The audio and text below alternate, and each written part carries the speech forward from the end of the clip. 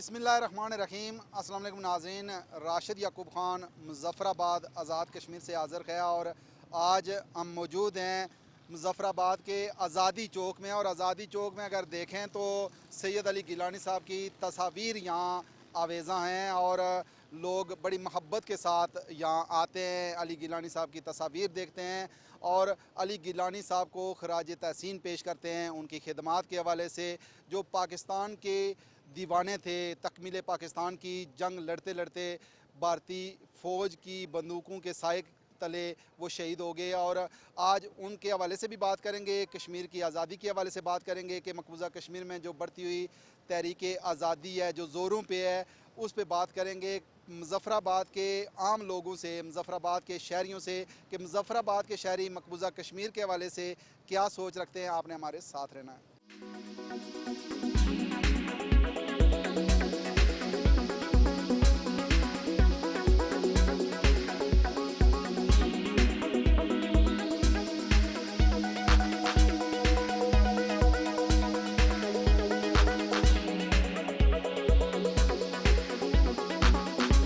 नाज़रीन, गिलानी साहब की खिदमात के हवाले से बात हो रही है और बात हम करेंगे मकबूजा कश्मीर की सूरत हाल पे। आप मुज़फ़्फ़राबाद के शहरी होने के नाते से मैसेज क्या देंगे मोदी सरकार को? आपके सामने जो कुछ हुआ है, इससे पहले होता रहा है, आज तक जो मामलात भी हैं कश्मीर के बारे में, जो ये एक पॉलिसी के तहत चल रहा है, ठीक है जी, यहाँ पे कहता कुछ है होता कुछ है। मकबूजा कश्मीर में अगर देखें तो नौजवानों की बीनाई छीनी जा रही है। नौजवानों का यहाँ क्या रिएक्शन है, क्या कहते हैं अपने नौजवानों के हवाले से? आप क्या कहेंगे कि मकबूजा कश्मीर के नौजवानों की तो बीनाई छीनी जा रही है, उनकी आंखें छीनी जा रही हैं, आप किन जज्बात का मुज़ाहरा करेंगे? देखें जी, आज़ाद कश्मीर में बड़ा इस बारे में गम और गुस्सा पाया जाता है। जो कुछ इंडिया वहाँ पर उनके जो 8 लाख फ़ौजी वहाँ पर कश्मीरियों के साथ कर रहे हैं वो तो एक बहुत ही अलमिया है। इस वजह से कश्मीर के अवाम उस पर बड़े गम और गुस्सा का इज़हार करते हैं और हमेशा हर फोरम पे उनका ये इशू उठाते रहते हैं कश्मीर में अपने भाइयों के लिए। सैयद अली गिलानी साहब भी, उनकी बड़ी काविशें हैं इस बारे में।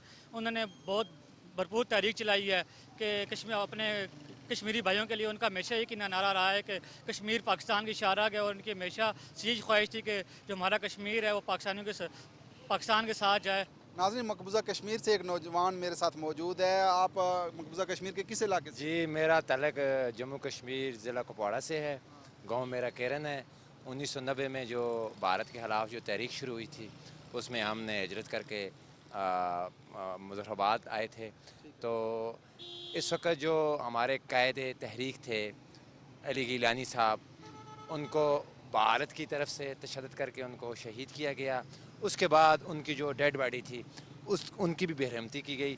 तो इस हवाले से मैं अक़वाम मुत्तहिदा से, UNO से, यूरोपीय यूनियन से, उसके अलावा जो है ना अरब लीग से, OIC से ये मुतालबा करता हूँ कि मकबूजा कश्मीर में जितने भी तहरीक हुर्रियत और हुर्रियत काउंसिल के जितने कायदीन जेलों में बंद हैं उनको फ़ौर रिहाई दी जाए। आप हिजरत करके यहाँ आए, कितना दुख महसूस होता है जब लाइन ऑफ कंट्रोल पे उस पार जुल्म भी होता है, आप जा भी नहीं सकते और वहाँ अगर शादी ब्याह कोई भी गम की भी कोई सूरत हाल होती है तो आप अपने रिश्तेदारों से मिलने नहीं जा सकते? देखें जी, बात यह है कि हम वहाँ से यहाँ पर आए तो उसके बाद हमें यहाँ पर 30-35 साल हो गए हैं।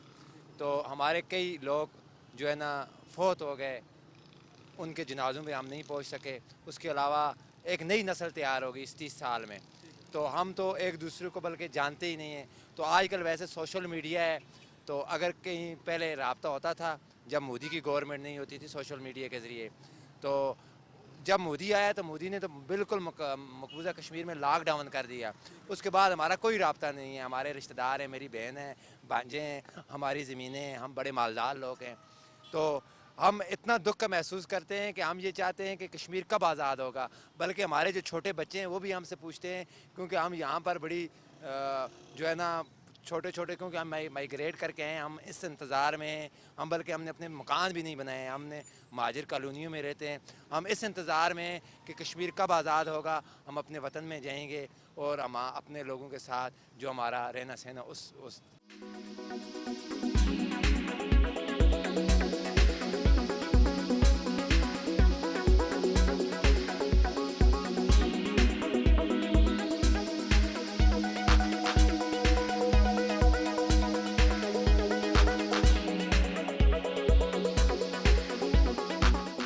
गिलानी साहब के हवाले से हम बात कर रहे हैं, तो आप उनकी खिदमात के हवाले से क्या कहेंगे? जिस तरह हिंदुस्तान ने उनकी तदफीन में जल्दी की, इस हवाले से आप क्या कहेंगे?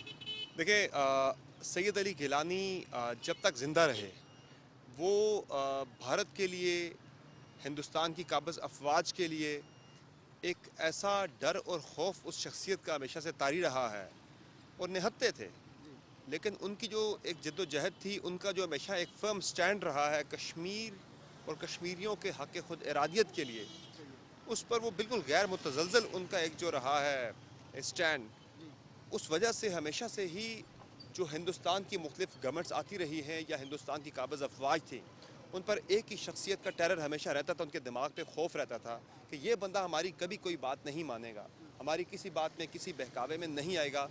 वो थे सैयद अली गिलानी साहब, और ज़िंदगी में तो वो भारत के लिए खौफ की अलामत बने रहे, लेकिन जब इस जहान फ़ानी से जब वो कूच कर गए, उनका जस्ते खाकी वो भी भारत के लिए खौफ की अलामत बना रहा कि उनकी तदफीन जो है वो प्रॉपर तरीके से नहीं होने दी गई, जो इंसानी हकूक़ की भी बहुत बड़ी खिलाफ वर्जी है कि इंसान जब जहाँ चाहता है कि उसे जिस तरह से उसकी तदफीन की जाए, उनकी ख्वाहिश थी, उनकी एक वसीयत थी कि उन्हें शहदा के कब्रिस्तान में उनकी तदफीन की जाती, वहाँ नहीं करने दी गई। हैदरपुरा के मुकामी कब्रिस्तान में घर वालों से ज़बरदस्ती जबरन उनका जस्ते खाकी छीन कर, जिसमें उनके अहलो अयाल, उनका बेटा, उनकी बहू जो है वो ज़ख्मी भी हुए, वो छीन के उनका जस्ते खाकी जो है वो रात की तारीकी में दफन किया गया, क्योंकि बहुत बड़ी ज़्यादती है।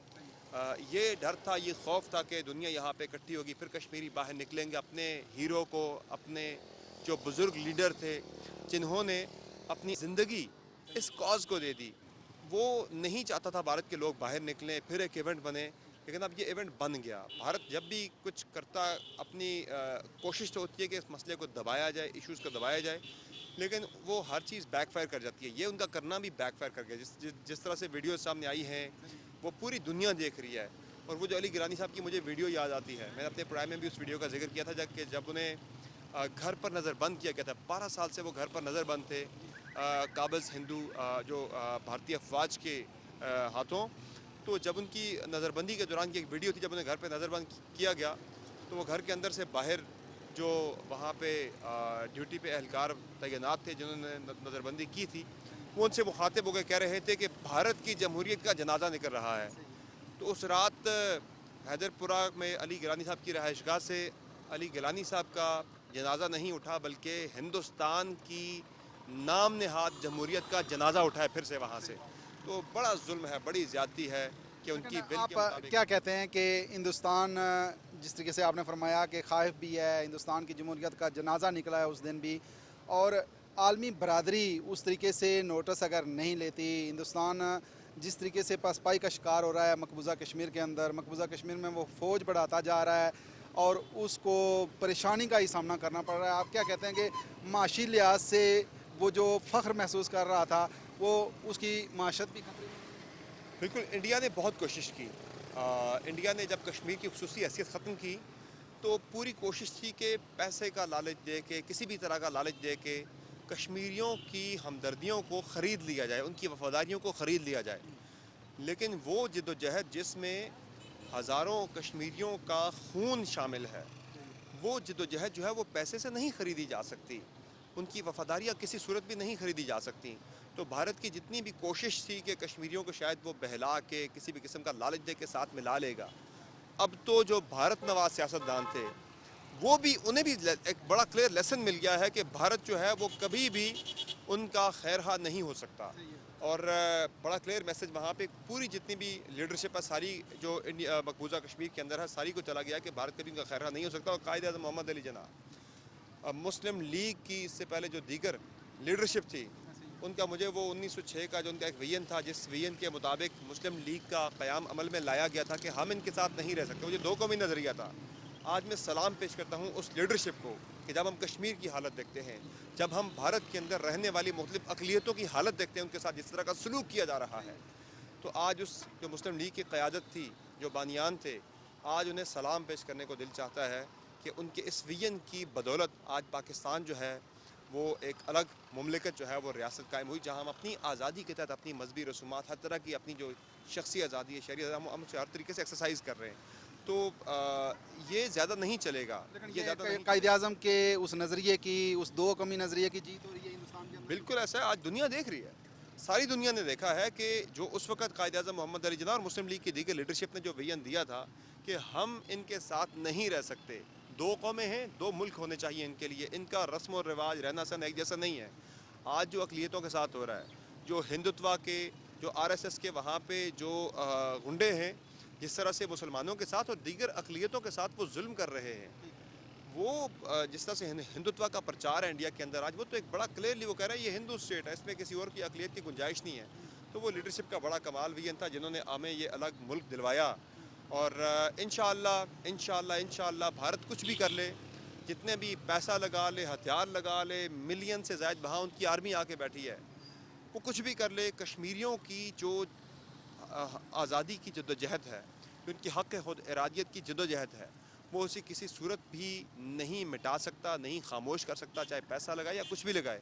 लेकिन जाते जाते अफ़गानिस्तान की जो सूरत हाल आपके सामने है, इस पे क्या तजिया करेंगे कि हिंदुस्तान इस सूरत हाल को लेके भी खाइफ है और उस तरीके से खौफज़दा नज़र आ रहा है? देखें, वो उनकी सारी तदबीरें उल्टी पड़ती जा रही हैं। जिस तरह मैं देख रही है, कश्मीर के अंदर भी उन्होंने कोशिश कर ली थी, ये सोचा था कि हम दबा लेंगे, लॉकडाउन करेंगे, सख्तियाँ करेंगे, फिर एकदम से खोलेंगे, लोगों को पैसा देंगे, कुछ भी कर लिया इंडिया ने। उनकी मकबूजा कश्मीर के अंदर भी तमाम की तमाम तदबीरें उनकी उल्टी पड़ गई, कारगर साबित नहीं हो सकें। अफ़गानिस्तान के हवाले से जो मुझे वो याद आ रहा है बयान, जो इंडियन जो नेशनल सिक्योरिटी एडवाइज़र है अजीत डोवल, वो कह रहे थे कि हमें तो पाकिस्तानी जर्नैलों की बात पर मुझे यकीन नहीं आता, मैं तो उन्हें कह रहा हूँ कि ये अफ़गानिस्तान की आर्मी जो है ये सस्टेन कर जाएगी और ये खड़ी हो जाएगी। लेकिन वो आर्मी जो अफ़गानिस्तान की जो है, अजीत डोवल को लग रहा था कि वो खड़ी हो जाएगी, डट जाएगी, वो नहीं खड़ी हो सकी। वो 3 लाख की आर्मी जो है वो बिल्कुल रेत की तरह जो है वो बिल्कुल रेत की दीवार की तरह बैठ गई, बिल्कुल 90,000 तालिबान जंगजुओं के सामने। तो उनकी जो इन्वेस्टमेंट अफ़गानिस्तान के अंदर डूबी है, बहुत भारी इन्वेस्टमेंट थी। मकसद क्या था? पाकिस्तान को गैर मुस्तहकम करना, पाकिस्तान को अदम इस्तेहकाम का शिकार करना। वो सारी की सारी इन्वेस्टमेंट उनकी डूब चुकी है। अब जो है इंडिया को बड़ी परेशानी इस वक्त अफ़गानिस्तान की सूरत हाल पे लगी हुई है, लाक है। अब वो कोशिश करेंगे, ये नहीं कि वो बैठ जाएंगे, कोशिश करेंगे कि दाइश को, दीगर वहाँ पे जो दहशतगर्द ग्रुप्स हैं, उनको फंडिंग करके, उनको एक्टिवेट करके पाकिस्तान के अंदर वो दहशतगर्दी करवाएँ। वो अपना जो पाकिस्तान को गैर मुस्तहकम करने के एजेंडे पे अमल पैरा रहेंगे। हमें अलर्ट रहना है।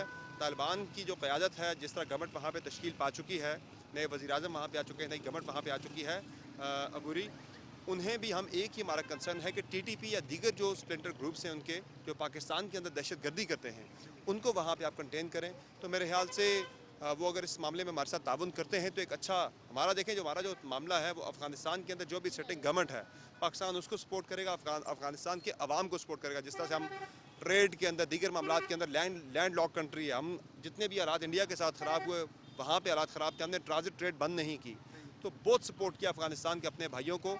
मज़ीद आगे भी पाकिस्तान की जिस तरह की सपोर्ट अब उनके साथ रहेगी, लेकिन उनको भी थोड़ा सा रेसिप्रोकेट करना होगा कि अफ़गानिस्तान की जो सरजमीन है वो भारत के हाथों पाकिस्तान के ख़िलाफ़ इस्तेमाल नहीं होनी चाहिए।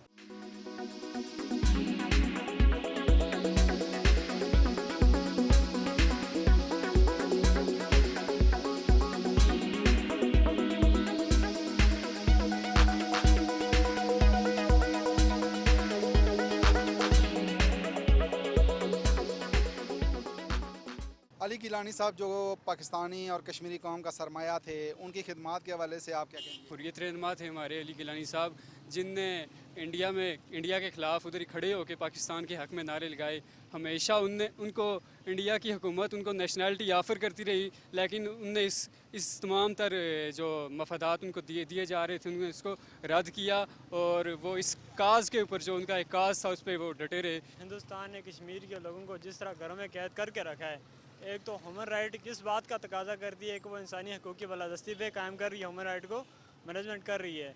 इधर ह्यूमन राइट किधर आ गए? किसी जंगल में आग लग जाती है, वहाँ पे जानवरों के ख्याल के लिए पूरे दुनिया में ये बहराम मच जाता है कि फ़लाँ ये हो रहा है, फ़लाँ जानवर मर रहे हैं। यहाँ पे कश्मीरी हमारी रोज़मर्रा मर रहे हैं, घरों में कैद होकर मर रहे हैं, उनके खिलाफ़ कोई आवाज़ क्यों नहीं उठा रहा? ये था कश्मीरी हमारा ये हक है कि हम इसके खिलाफ खुद आवाज़ बुलंद करें। पाकिस्तान भी ये चाहते हैं, अली गिलानी साहब का भी ये मोटो था कि कश्मीर बनेगा पाकिस्तान। हम भी ये चाहते हैं कि कश्मीर पाकिस्तान का हिस्सा होना चाहिए टोटली। एक क्योंकि देखें बीच में कश्मीर के अंदर पार्टीशन करके एक भाई उस तरफ कह दे, एक भाई इस तरफ कह दे, दो भाई आपस में नहीं मिल पा रहे हैं। कश्मीर की पार्टीशन को ख़त्म किया जाए, पूरा का पूरा कश्मीर पाकिस्तान के साथ इस लिहाज से आना चाहिए क्योंकि उनकी बुनियाद भी कलमा ही है। तो हम भी ये चाहते हैं, ये तो मुसलमान वैसे थे मुसलमान, हम भी चाहते हैं कि हमारी पार्टीशन पाकिस्तान के साथ होनी चाहिए। हमारे राइट्स सारे पाकिस्तान अच्छे से हमें दे सकता है। अच्छा अवैस भाई, आप अली गिलानी साहब की खिदमात के हवाले से क्या कहेंगे? मकबूजा कश्मीर की तहरीक आज़ादी के हवाले से क्या कहते हैं जो नौजवान रोल अदा कर रहे हैं? बिस्मिल्लाहिर्रहमानिर्रहीम। जिस तरह अभी डेथ हुई अली गिलानी साहब की, तो एक बहुत बड़ा बंदा जो है हमारे से वो रुखसत हुआ है, तो एक बहुत बड़ी उनकी जो है वो हमारे साथ खिदमात मौजूद थी। जैसे कि उनका मशहूर वो है कि हम पाकिस्तानी और पाकिस्तान हमारा है। ये एक ऐसा स्लोगन है जो हर बच्चे के दिल में बसता है और कश्मीरी हर बच्चे के दिल में बसता है। और यही स्लोगन जो है वो हमारे नौजवानों को आगे बढ़ने में और पाकिस्तान के साथ इल्हाक और पाकिस्तान के साथ वो तमाम जो फ्रेंडशिप और वो सारी चीज़ें वो उसमें हमारे लिए एक नई रूह फूंकता है, हमारे जज्बे को उसको करता है। तो मैं ये समझता हूँ कि अली गिलानी साहब जो हैं वो एक बहुत बड़ा नाम हमसे रुखसत हुए हैं। इंशाल्लाह हम जितने भी नौजवान हैं इस कश्मीर वैली के, वो उनके जो प्रीचिंग्स हैं, जो उनके अकायद थे, उनको लेके आगे इंशाल्लाह चलेंगे इसमें। लेकिन आप क्या समझते हैं कि कश्मीरी जो नौजवान है, जिस बाहिम्मत तरीके से वो हिंदुस्तानी फ़ौज का मुकाबला कर रहा है, इस हवाले से आपका क्या कहना है? बिल्कुल अपनी एक पूरी स्ट्रगल की लाइफ गुजारी थी अली गिलानी साहब ने, और उसी को लेके कश्मीरी नौजवान जो हैं वो आज भी और हमेशा से, आप जितनी भी तारीख है वो उठा के देख लें, वो इसी स्लोगन को एक जो पाकिस्तानी और पाकिस्तान से रिश्ता क्या, ये सारी चीज़ें लेके आगे चल रहे हैं और बड़ी हिम्मत और जवामर्दी के साथ जो है वो मुकाबला कर रहे हैं अपना भारतीय फ़ौजों का। और गासिब फ़ौज वो दिन ब दिन जो है वो मजालम ढाती जा रही है और ये सीना सुपर होकर उसका मुकाबला कर रहे हैं। सही कश्मीरी नौजवानों को कोई मैसेज? मेरे नज़दीक तो यही मैसेज है इंशाल्लाह कश्मीरी नौजवानों के लिए कि जितना ज़्यादा वो अपने आप को इस चीज़ में माइल करें कि हमने एक दिन आज़ादी लाजमी हासिल करनी है और पाकिस्तान के साथ जो है वो हमने जाना है, तो मेरे लिए यही है कि वो इंतहाई जो है हमारे लिए गुड विशेज़ और गुड विल होगी कि हम पाकिस्तान के साथ जो है इस तरह इलाक़ करते हैं।